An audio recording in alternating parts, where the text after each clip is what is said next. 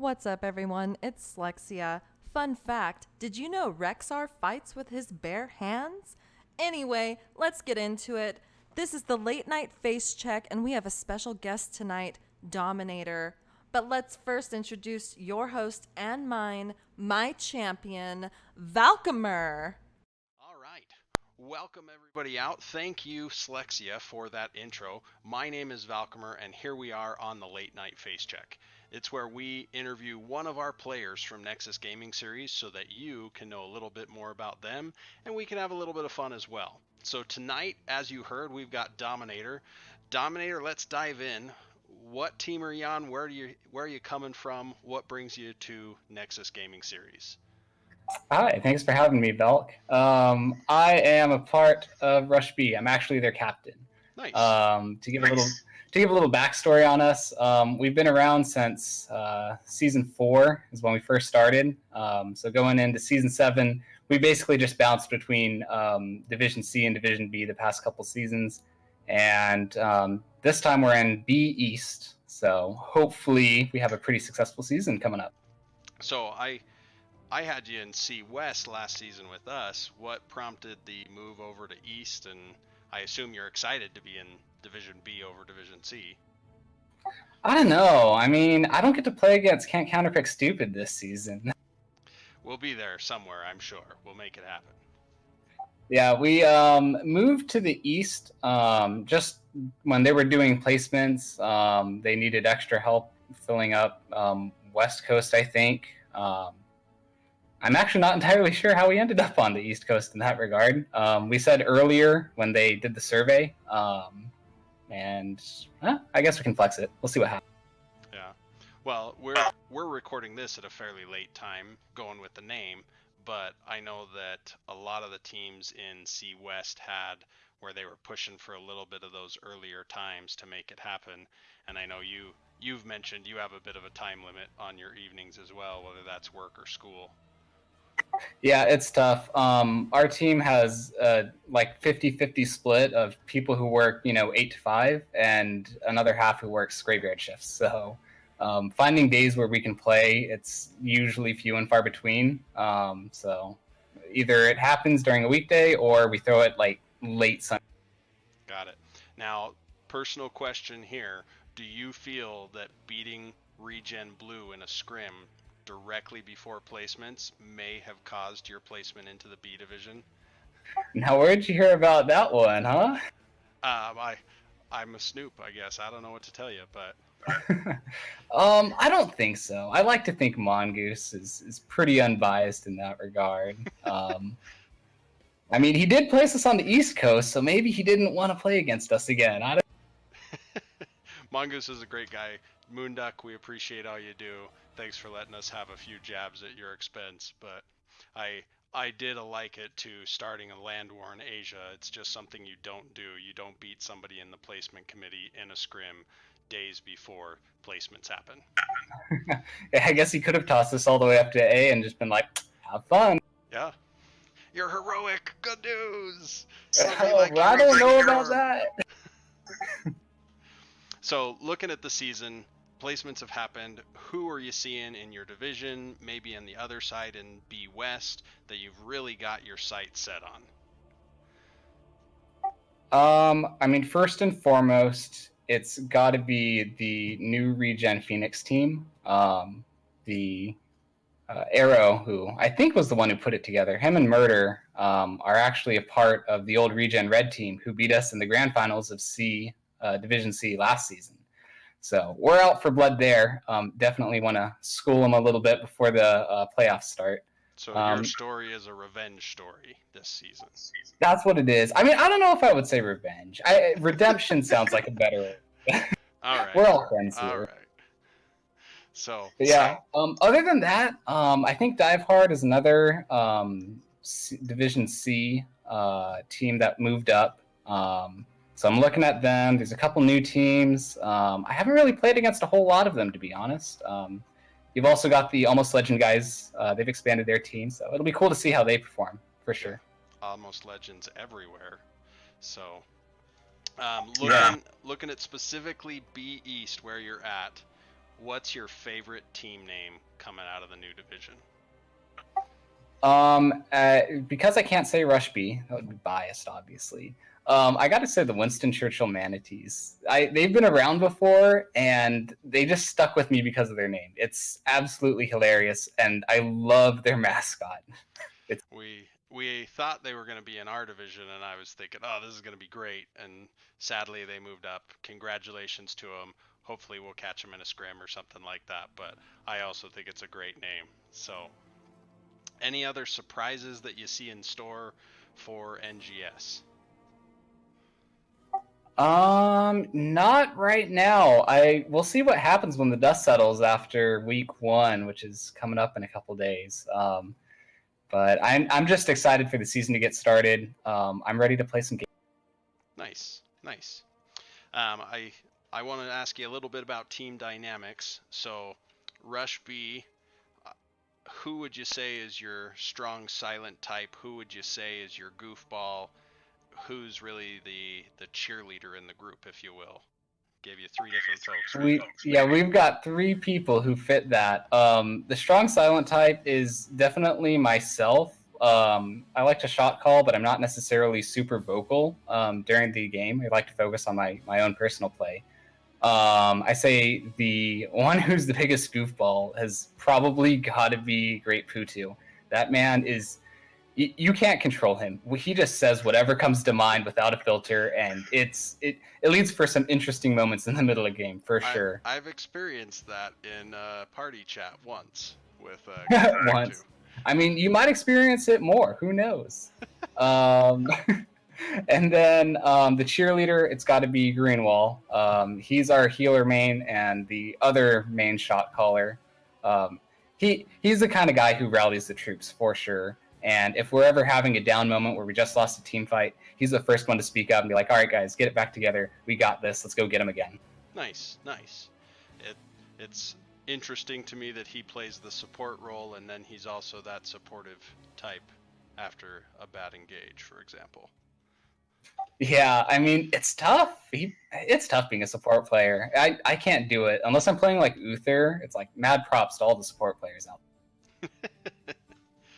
All right, now I've stolen, in fact, a highlight clip of your scrim with Regen Blue, and so we're gonna go ahead and show that now. I don't think it'll be too much of a surprise to you, but we'll break it down a little bit as well. So flip this over. All right, so here we are. We're on Towers of Doom.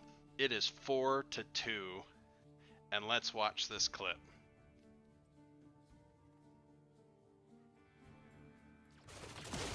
Turn on the sound for said clip. Okay, I'm gonna bring it up right now. Is on the boss, 4 Towers of Doom. You're actually tanking as a Nubarak here. Yeah, it was a little different. Usually I'm a damage dealer, but we decided to shake it up that. And you steal the boss with the gust. They tried to flailing swipe you. You cocoon Stukov out of it. What was going through your mind there? What made that moment happen? Why is that one so exciting for you? That was an interesting match for sure. We were struggling against them the entire game. Like, we just could not win a team fight. They're ETC Orphea with a Stukov silence. It was nasty. Hats off to them. But we were just able to keep in the game via macro play and just, split push the other lanes, make sure we're getting the camps. And it ended up 4-2 on the point. So as you watch it, it's like we wanted Falstad to kind of go down, show himself mid to get the other team to start boss. Once they did, we were like, all right, we can get the jump on them. We'll be good. They only have ETC. If you can get him out, we're golden.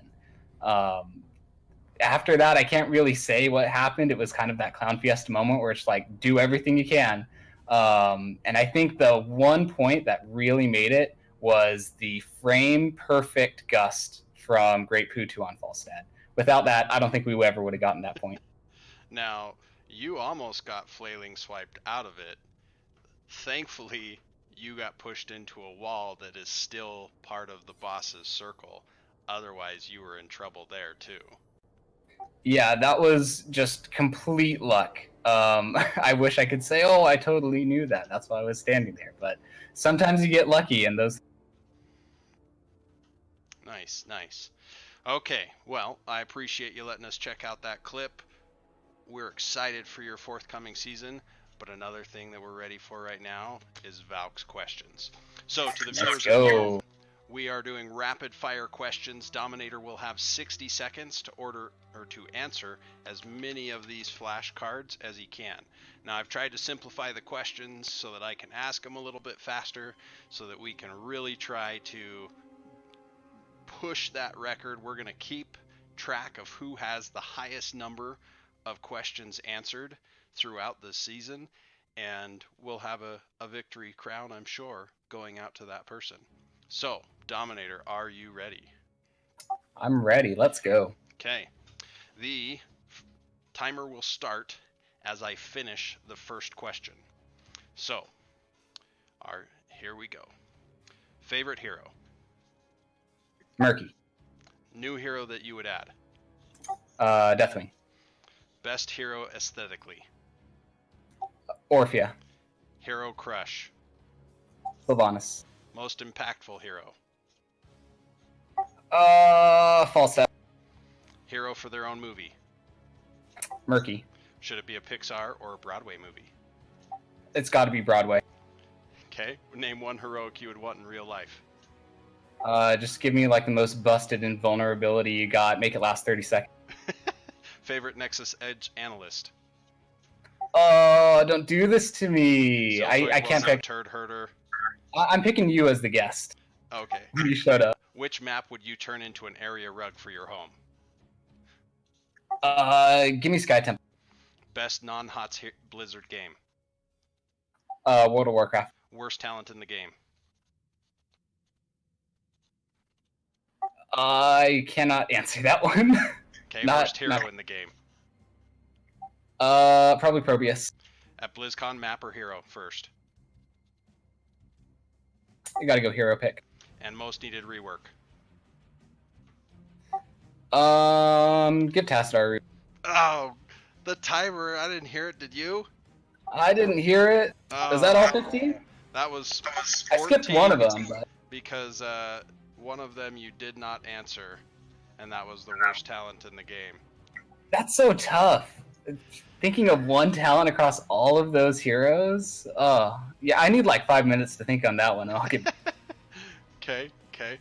Well, I will have to go back. I will watch it. I will put your score in the final clip, and hopefully we will have a team of editors that can fix this gaffe that I have made. But fantastic job answering all the questions. Your points will only go to 1 minute. After that, you will just have some great insights to you. Yeah, and I mean, as of now, I have the record, correct? Absolutely. Damn. Hands down. Okay, so you said that you wanted Murky to have their own movie and that it would be a Broadway musical. Yeah, having Murky and his own... You know what? It wouldn't just be Murky, though, all right? It would be an adventure of Murky and his fellow Murloc friends. Well, they would be going around. Star. You know, it wouldn't have he would be the star. That's right. And every single song, it wouldn't be a usual song. It would just be Murky noises. Now, question for you there: are they going to be able to hold up translation cards, or would we just have to guess? No, you've totally got to infer it based on the situation. I think that's what would make it great. It leaves it up to your own imagination. It's kind of like write your own musical. That would put a lot on the actor, I feel, to really make sure that they are expressing emotions to try to drive the crowd. Because even silent films would have the placard in between scenes saying the words, right? That's right, but it would be very similar to Heroes of the Storm, where, you know, everybody else who he interacts with kind of understands him and responds. So, you know, whenever he hops in and heroes interact with him, it'd be exactly... Well, I look forward to it. Dominator, best of luck this season. Any shout-outs or Nexomania taunts that you want to send out there as we're finishing up today? Yeah, shout out to the Rush B team. I didn't tell you guys I was doing this, but ta-da, here we are. I hope we all have a great season. Props to you, Val. Thanks for having me on. Good luck with your season. Can't counterpick stupid. I'll be watching you guys. I'll be watching you very carefully. See if you can. We're excited. So, no spoilers, but we're excited for the season. So, well, to wrap it up, thank you, Nexus Gaming Series. Excuse me, I don't know why that was so hard to say. And of course, shout out to my mom. Hi, Mom. We appreciate all you do for us. Everybody have fun out there in the Nexus. Make sure that you're checking out Nexus Edge. Look for the Nexus now. Watch for those hype posts from Arcane. You got a lot of great stuff going in the Nexus. We're going to post links in the description where we can so that you can connect to all that content. But go have fun in the Nexus. Good luck out there. Everybody have a blast. We're looking forward to a fantastic Season 7. Thanks, Dom, for being on the program. Yeah, thanks for having me.